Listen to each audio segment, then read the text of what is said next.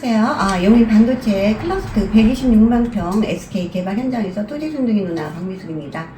오늘은 제 2탄으로 저희 사무실에 프로 선생님 두 분과 함께 SK 반도체 개발로 숙소 원룸이 굉장히 많이 부족하다는 거는 뉴스를 보셔서 다 아실 거예요. 지금 한 근로자들이 계속 들어오고 있는데 현장에 있는 제 입장에서는 사실 원룸이 굉장히 부족해요. 엄청 부족해서 이제는 통임대가 다 끝나고 이 근처나 저희 부동산 쪽에 있는 원삼 이 구도심 쪽에서는 원룸이 없습니다. 그래서 또 SK 반도체 현장 인근에서 또 큰 토지 같은 걸 보유하고 계신 분들이 계시는데 굉장히 또 여기가 되게 좋으니까 매도 및 그 토지를 어떻게 활용할 방법에 대해서 굉장히 많이 고민을 하시더라고요. 그래서 그것에 대해서 저희가 이렇게 토킹 어바웃을 한번 해보겠습니다. 토지 순둥이 누나가 프로들이 만났다고 그러는데 제가 생각할 때는 프로는 아니고 프로를 지향하는 사람 이렇게 말씀드리겠습니다. 우선 왕언니한테 가끔 SK 개발 현장 인근에 5,000평이나 10,000평을 가진 분들이 그 중에는 이제 보존관리 임야도 있고 임야를 얘기하는 겁니다. 자연녹지 임야도 있고 계획관리 임야도 있는데 2차선 붙은 경우도 있고 개발이 가능한 6m 도로 붙은 경우도 있는데 먼저 계획관리 임야가 예를 들어서 2차선 붙은 게 한 5,000평 정도 가지고 있을 때 문의가 온다면 어떤 식으로 개발하면은 분양이나 예를 들어서 원룸이나 했을 때 계획관리 상가도 지을 수 있으니까 2차선 기준이니까 여기에 대해서 좀 말씀을 해주세요. 네, 이제 사장님 그 연필 좀 주시죠. 네. 저희가 이제 계획관리 5,000평이라고 하셨는데 2차선에 붙어 있고요. 자, 이거를 개발을 할 때는 지금 개발을 하는 주 목적은 사실 숙소잖아요. 원룸. 원룸으로 개발을 다 원하시는데 원룸으로 개발을 원하시는데 그냥 매매를 하시고 싶은 분도 계실 수 있으시고요.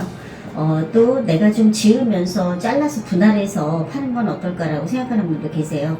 1차적으로는 지역에 따라서는 5,000평방미터 미만만 먼저 개발을 해야 될 수도 있고요.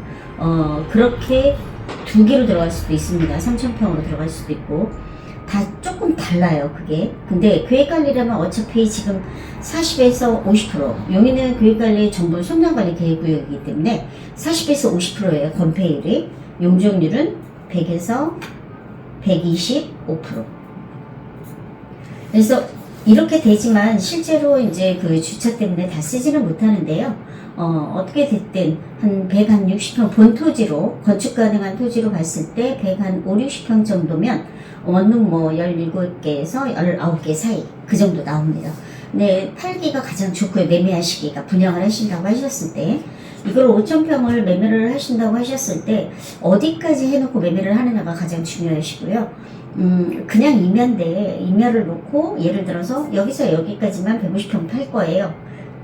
도로는 이렇게 낼 거고요. 어떤 그림만 가지고 파시는 것도 방법이겠지만 그렇게 해서는 매매가 좀 어렵습니다. 그러니까 제일 중요한 건 분할을 하면서 토목 허가를 내가지고 토목을 허가를 내고 한두 개 정도는 건축 허가를 내면서 도로를 좀 만들고 토목을 완만하게 좀 하고 또 인입시설을 다 관로를 깔고 그렇게 해서 매수하시는 분이 딱 그냥 건축 허가만 넣어서 지을 수 있으시도록 하신다라는 게 마지막 단계인데요. 그걸 가장 선호하세요, 사실은. 물론 그 비용은 토지비에 플러스가 돼서 기본적으로 받고 싶으신 토지값에 플러스 알파가 되겠죠. 그 모든 경비가 다.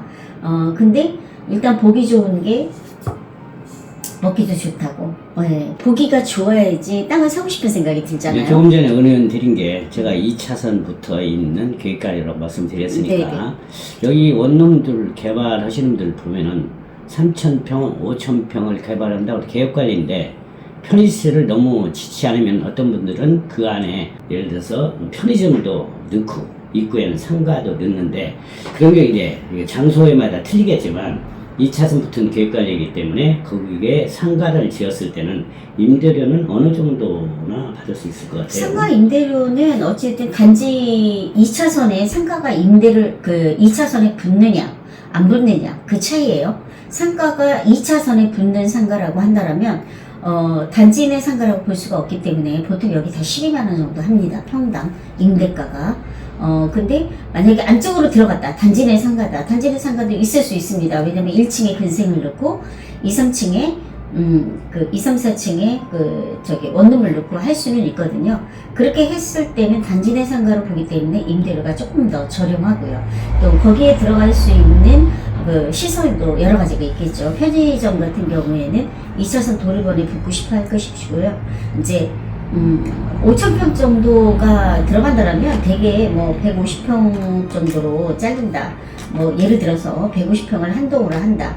그러면은 사실 한 도로 부지 빼고도 20개 넘게 들어갑니다. 그러면 지금 계획관리를 말씀을 해주셨으니까 의논했고 자연녹지도 건폐율만 틀리지 똑같은 방법으로 생각하면 될 것 같고, 그러면 이 임야가 보존관리였을 때 지금은 2차선 붙은 걸 말씀해 주셨는데 6m 붙어있는 보존관리 임야를 개발한다거나 원룸을 지을 때 어떤 방법을 짓는 게 괜찮은지. 보존 관리는 그냥 기본적으로 자연녹지하고 똑같다고 생각하시면 되시고요.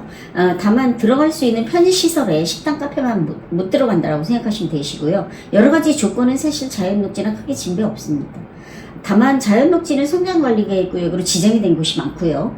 그리고 보존관리는 지정이 안 됐어요. 거의가. 그러다 보니까 보존관리는 건폐율이나 이런 계획관리만 용적률에 대한 인센티브가 있고, 보존관리나 자연녹지는 용적률에 대한 인센티브는 없거든요. 똑같이 자기가 가지고 있는 80%가 다예요. 그렇기 때문에 건폐율의 인센티브가 있는데 자연녹지는 건폐율의 인센티브가 있을 수 있는 확률이 거의 90%입니다. 거의 성장관리계획으로 지정이 되어 있으니까. 근데 보존관리는 안 돼 있거든요. 그러다 보면 보존관리는 인센티브를 받을 수 없다는 그 차이, 건폐율에서 조금 정도 차이, 3, 4%, 5에서 10% 이 정도 차이 납니다.